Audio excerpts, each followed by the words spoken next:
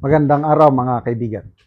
Bigyan natin ng reaction opinion itong article published sa Bilyonaryo News Channel tungkol sa 56 billion pesos na alleged kickbacks na napunta kay Martin Romualdez dumaan sa Mayordoma.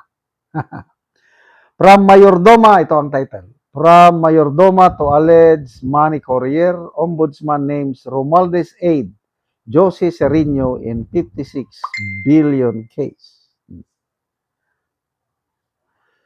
The maleta allegedly stuffed with kickbacks from the flood control scam never went straight to former House Speaker Martin Romualdez. According to the Ombudsman, they first passed through the hands of his close personal aide and Mayordoma, Jocelyn Josie Serino. In its 104-page supplemental complaint affidavit, the Ombudsman portrayed Serino not as a passive household employee but as a trusted insider who allegedly received, handled, transported, and delivered cash at the center of the government's 56 billion plunder and money laundering case. Witnesses said Serino regularly received maletas brought by security personnel of former Ako Bicol Representative Elizalde Saldico to Romualdez residences at 42 McKinley Road and later at 14 Nara Avenue in Forbes Park. They describe her as the principal contact during the handoffs, often assisted by unidentified household personnel referred to in the complaint as John Does and John Das.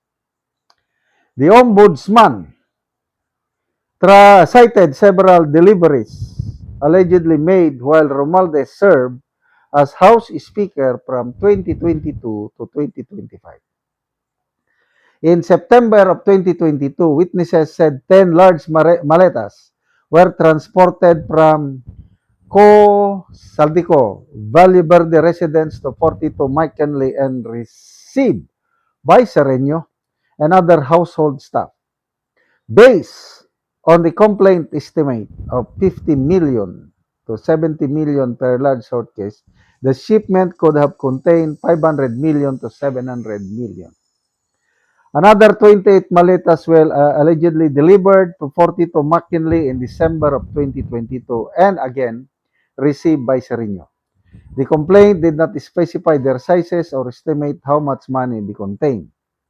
In November 2023, security personnel allegedly brought about 22 maletas from Horizon Homes to 42 McKinley.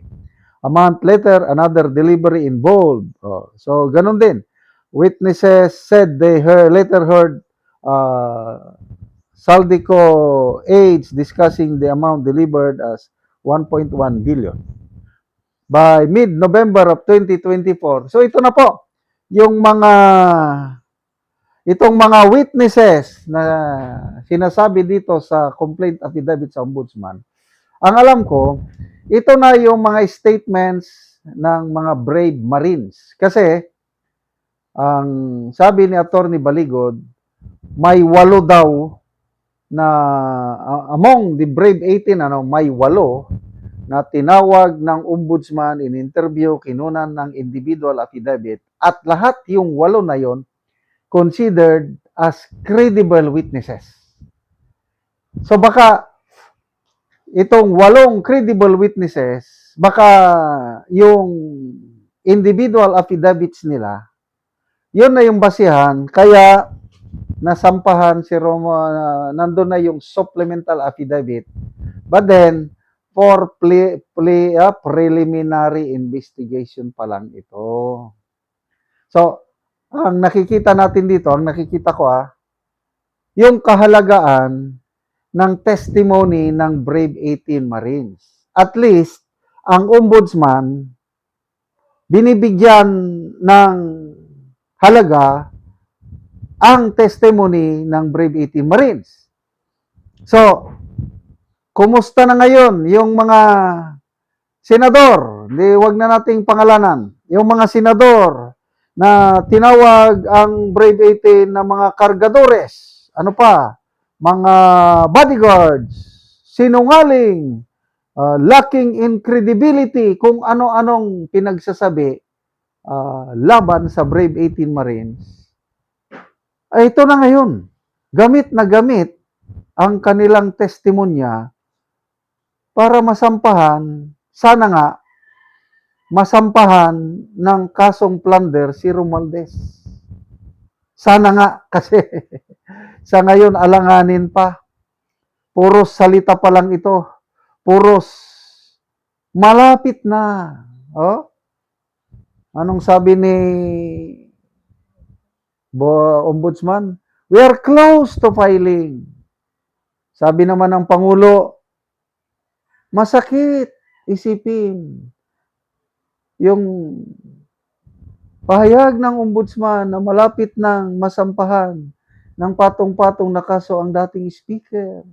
Hindi ako Pangulo ng aming pamilya. Masakit. Kailang gawin natin ang tama. Hanggang masakit na lang ba? Hanggang kailan? Gaano tatagal yung preliminary investigation? Ang taong bayan naghihintay na sana darating ang panahon, sana hindi ito drama, na masampahan na ng plunder at iba pang kaso si Romualdez, maisyuhan ng warrant of arrest at mapakulong. Pag nangyari yan, ito na, tutuhanan na talaga. Habang hindi pa nangyari, pasensya na lang, tingin na nakakarami, ano pa rin, drama-drama pa rin. So again, saludo tayo sa Brave 18 Marines. Salamat mga kaibigan sa inyong pagsubaybay sa channel nito. Nakakatulong kayo ng malaki sa tribong talandig ng Bukidnon dahil ang sweldo natin sa channel na ito is pantulong sa tribo. Namimigay tayo ng libreng yero at pako para makapagpatayo sila ng mas maayos na tirahan. Panoorin nyo ang video na ito. Balay sa natabangan ng Bugero. Sumuna ni Tsura sa buslot sa iyang atop. Kita gid nato nga buslot na gid ang iyang mga atop. So kining diri gani dapat isumpay lang kon buslot na gyapon.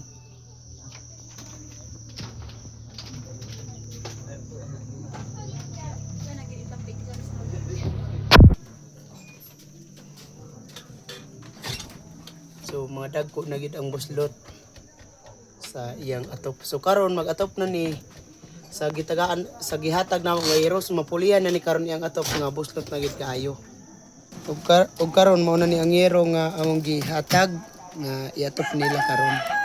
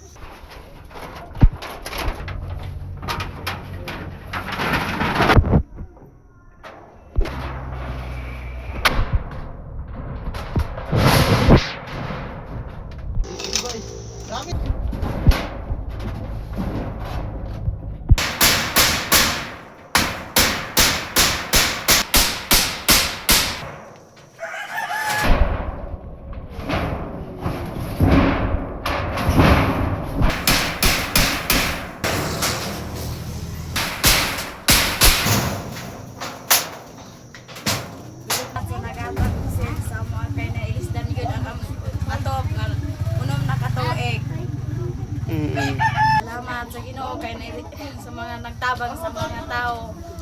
Daghang gyud salamat. Nga nag-atop na mo. Nakaatop na gid mi og maayo nga sen kay among sen daw gyud kaayo. So karon nindot na gyud nga tan-awon. Tanawa karon na Human na gyud sa pag-atop.